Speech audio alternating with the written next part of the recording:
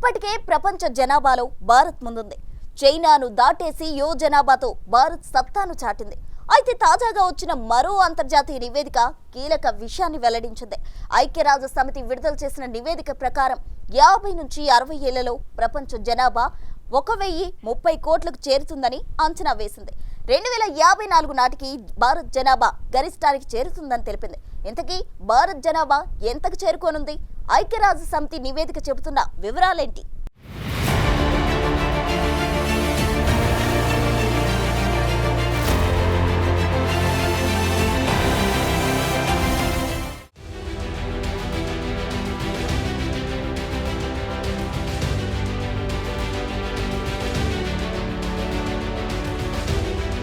ఇప్పటికే ప్రపంచ జనాభాలో భారత్ చైనాను దాటింది. త్వరలో ప్రపంచంలో 3వ అతిపెద్ద ఆర్థిక వ్యవస్థగా నిలబడతామని మోడీ ప్రభుత్వం హామీ ఇస్తోంది.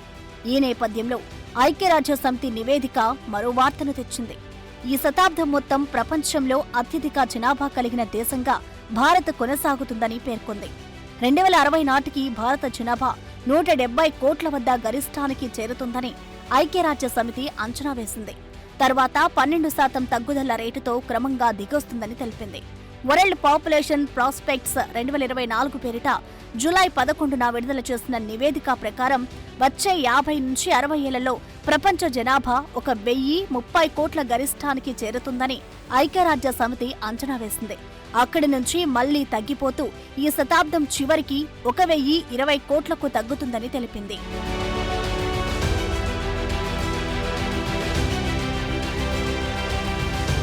ఇక అత్యధిక జనాభా కలిగిన దేశంగా గత ఏడాది చైనాను దాటేసిన భారత్ 2100 సంవత్సరం వరకు అదే స్థానంలో ఉంటుందని పేర్కొంది. 2024లో భారత జనాభా 145 కోట్లు అని అంచనా వేశారు. 2054 నాటికి అది 169 కోట్లకు చేరుతుందని ఐరాస నివేదిక తెలిపింది. ఆ తర్వాత క్రమంగా 150 కోట్లకు తగ్గుతుందని పేర్కొంది. ప్రస్తుతం చైనా జనాభా 141 కోట్లని 2054 నాటికి 121 కోట్లకు తగ్గుతుందని ఐరాస నివేదిక తెలిపింది. 2100 నాటికి అది 63.3 కోట్లకు చేరుతుందని అంచనా వేసింది.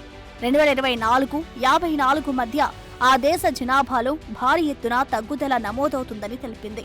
తర్వాత జపాన్, రష్యాలోనూ జనాభా వేగంగా దిగొస్తుందని పేర్కొంది.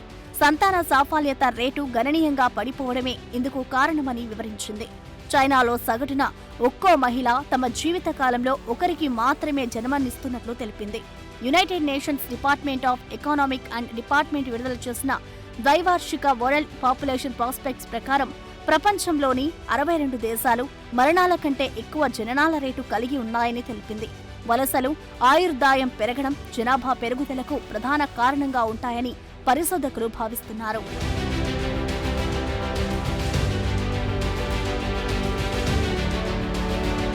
ఇక సంతాన సాఫల్యత రేటు 2.1 ఉండాలని, అప్పుడే ప్రస్తుత జనాభా అలాగే కొనసాగుతుందని ఐరాసాలో జనాభా విగాధిపతి జాన్ విల్మోత్ తెలిపారు. 1.8 లేదా 1.5 కంటే తక్కువకు చేరితే జనాభా గణనీయంగా పడిపోతుందని పేర్కొన్నారు. చైనా సహా మరికొన్ని దేశాల్లో ప్రస్తుతం అదే జరుగుతుందని వివరించారు. అయితే 2085లో భారతదేశం ఒక ఇన్ఫ్లెక్షన్ పాయింట్ ను తాకుతుందని, భారత జనాభా 1.61 బిలియన్లతో 806 మిలియన్ల చైనా జనాభా కంటే రెట్టింపు అవుతుందని తెలిపింది. రాబోయే కొన్నేళ్లలో ఈ అంతరం మరింత పెరుగుతుందని నివేదిక పేర్కొంది.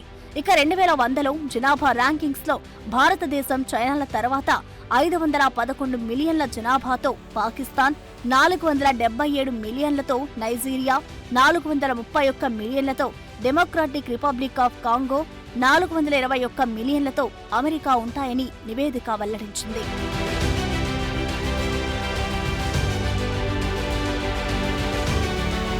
ఇక వృద్ధులు అధికంగా ఉన్న చైనాలో వచ్చే 75 ఏళ్లలో జనాభాలో సగభాగాన్ని కోల్పోనున్నట్లు ఐరాస నివేదిక తెలిపింది.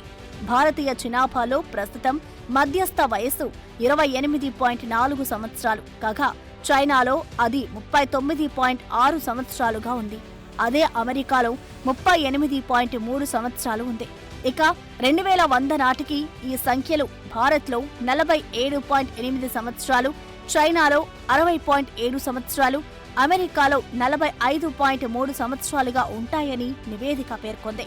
అలాగే భారతదేశంలో పనిచేసే వయసున్న జనాభా WPP అంచనాల ప్రకారం దాని మొత్తం జనాభా గరిష్ట స్థాయి కంటే 12 సంవత్సరాల ముందుగానే అంటే 2049 నాటికి గరిష్ట స్థాయికి చేరుకుంటుందని నివేదిక అంచనా వేసింది. దీని ప్రకారం గరిష్టంగా భారతదేశంలో పనిచేయగలిగిన వయసుతో ఉన్న జనాభా 1,027 మిలియన్లుగా ఉంటుందని నివేదిక తెలిపింది.